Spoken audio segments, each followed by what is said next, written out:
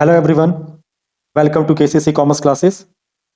आज हम लेकर आए हैं MP board 12th business study 2025 के सभी ऑब्जेक्टिव क्वेश्चन के आंसर। स्टूडेंट्स, इसके पहले मैं आपको बता दूं, आपका साइड ए हो, बी हो, सी हो, डी हो, कोई सा भी हो, क्वेश्चन नंबर आपके जो उनका क्रम है वो ऊपर नीचे होता है, बाकी और कोई फर्क नहीं है। क्वेश्चन आपके सिमिलर ही रहने वाले हैं, कोई सा भी आपका सेट हो। तो ये मेरे पास सेट सी है। सेट सी में फर्स्ट क्वेश्चन है, right answer in one word. The product which are purchased by ultimate users to satisfy their needs are called. इसका आंसर क्या रहेगा? इसका मतलब क्या हुआ? वे प्रोडक्ट जिन्हें अल्टीमेट कंज्यूमर खरीदते हैं अपनी नीड्स को सेटिस्फाई करने के लिए, तो उन प्रोडक्ट को हम बोलते हैं कंज्यूमर गुड्स। इसका आंसर क्या रहेगा? Consumer goods. यहां जो भी स्टूडेंट्स ने कंज्यूमर गुड्स लिखा है या कंजप्शन गुड्स भी लिख सकते हैं, वो भी सही है। सेकंड है, free sample product distribution is a technique of. इसका आंसर रहेगा सेल्स प्रमोशन। इसका आंसर रहेगा sales promotion. Mix of owners fund and borrowed fund is called. जो ऑनर फंड है और बोरोड फंड है, इन दोनों का मिक्सअप है, उसको हम बोलते हैं क्या? उसको हम बोलते हैं कैपिटल स्ट्रक्चर। इसका सही आंसर रहेगा कैपिटल स्ट्रक्चर, है ना। फोर्थ है, district consumer commission has the right to hear the complaint of how much value. इसका आंसर रहेगा अप टू 20 लैक्स, या जो 1 करोड़ लिख के आए हैं उनका भी सही है। वैसे स्टूडेंट्स, मैं आपको बता दूं, जो पुराना डेटा है उसके अकॉर्डिंग तो 20 लाख है, और न्यू डेटा के अकॉर्डिंग 1 करोड़ है आंसर। अब हमें देखना यह है कि एमपी बोर्ड में जो आंसर की बनती हैं वो पुराने डेटा के अनुसार बनाते हैं या अपडेटेड डेटा के अनुसार आंसर की बनाते हैं। यदि वो पुराने डेटा के अनुसार बनाते हैं तो 20 लाख आंसर आएगा आपका, और यदि अपडेटेड डेटा के अकॉर्डिंग वो आंसर की बनाते हैं तो 1 करोड़ आएगा। The first step of controlling process is, क्या है इसका आंसर? इसका है सेटिंग ऑफ स्टैंडर्ड। 6 वाले का सही आंसर रहेगा non monetary motivation. Non monetary motivation या नॉन फाइनेंशियल मोटिवेशन। जो नॉन फाइनेंशियल मोटिवेशन लिख के आए हैं उनका भी सही है। ठीक है, तो एम्प्लॉय को ऑनर देना, सम्मान देना। ठीक है, एम्प्लॉय को ऑनर देना, सम्मान देना किस टाइप का मोटिवेशन है? तो एम्प्लॉय को सम्मान देना, ये नॉन मॉनेटरी मोटिवेशन या नॉन फाइनेंशियल मोटिवेशन, दोनों ही सही है। लास्ट है कंज्यूमर ग्रीवेंस। इसका क्या रहेगा लास्ट वाले का? Consumer grievance are head on how many levels? 3 levels. Last वाले का आंसर रहेगा 3, है ना। 3 लेवल्स, 3 लेवल होते हैं। अब नेक्स्ट है हमारा match the column. Scientific management. तो साइंटिफिक मैनेजमेंट कहां यूज्ड होते हैं? साइंटिफिक मैनेजमेंट यूज्ड होते हैं फैक्ट्री में। इसका आंसर फैक्ट्री रहेगा। कस्टम एंड ट्रेडिशंस, इसका आंसर रहेगा सोशल एनवायरनमेंट। मैनेजमेंट टेंजिबल होता है कि इंटेंजिबल? मैनेजमेंट इंटेंजिबल होता है। ये मैनेजमेंट की कैरेक्टरिस्टिक्स भी है ना। मैनेजमेंट की कैरेक्टरिस्टिक्स है, मैनेजमेंट इंटेंजिबल होता है। इसके बाद डिविजनल स्ट्रक्चर, इसका क्या रहेगा सही? डिविजनल स्ट्रक्चर का रहेगा ये लास्ट वाला। Product specialisation. स्टाफिंग, स्टाफिंग का रहेगा human resources management. Dividend decision, इसका आंसर रहेगा financial manager.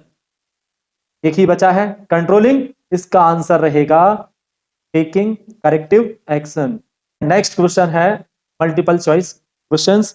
Multiple choice questions में लेवल ऑफ मैनेजमेंट, कितने लेवल होते हैं मैनेजमेंट के? 3 लेवल होते हैं। Top level management, middle level management, lower level management, या सुपरवाइजरी लेवल मैनेजमेंट, या ऑपरेशनल लेवल मैनेजमेंट भी बोलते हैं, एक ही नाम है ना। The number of principle given by Fayol.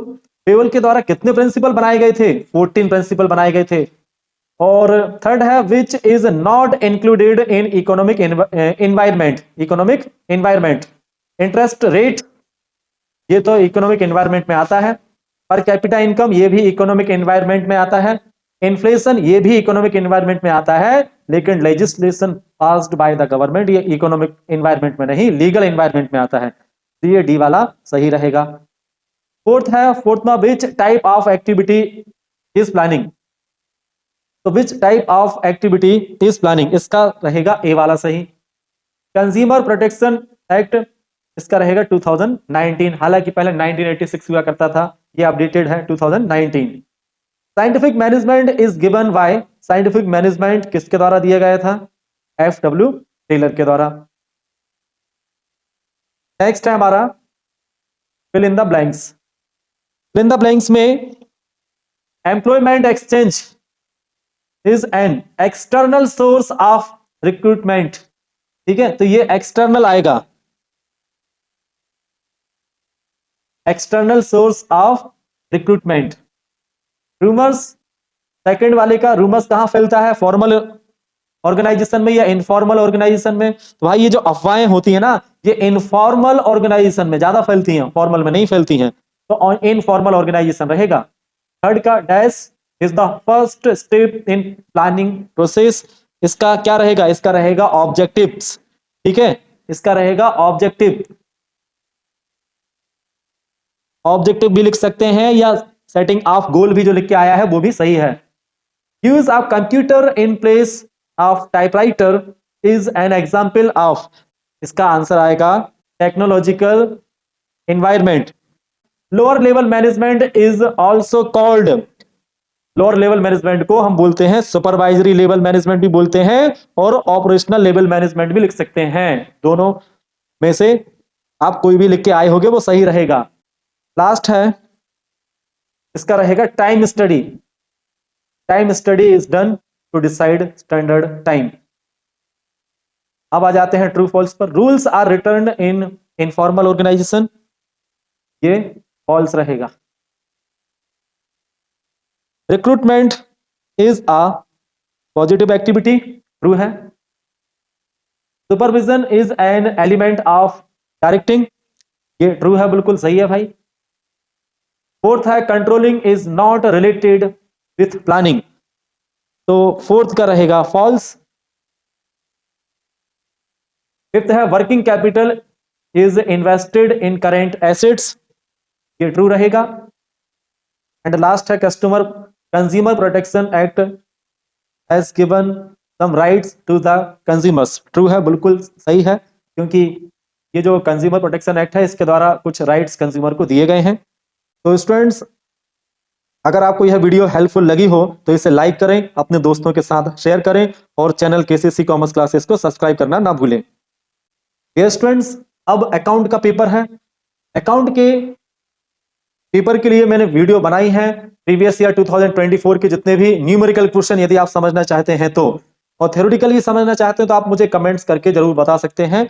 और मैं तो आपसे बस यही आपको एडवाइस देना चाहूंगा कि लास्ट में प्रीवियस 2 और 3 ईयर्स में देख रहा हूं न्यूमेरिकल क्वेश्चन दिनों दिन बढ़ते जा रहे हैं, एमपी बोर्ड न्यूमेरिकल क्वेश्चन को ज्यादा दे रहा है अकाउंट में। तो आप न्यूमेरिकल क्वेश्चन को बेटा इग्नोर ना करें। हाँ, यदि आपको पास होना है, पास होना है, इवन आपको 50-60 नंबर तक भी लाना है तो कोई दिक्कत नहीं, थ्योरी पढ़ के आ जाएंगे, लेकिन यदि फुल मार्क्स लेकर आना है तो बेटा न्यूमेरिकल क्वेश्चन जरूरी है, इनको अवॉइड नहीं करना है। स्पेशली 4 नंबर में तो जरूर से जरूर आना है न्यूमेरिकल क्वेश्चंस।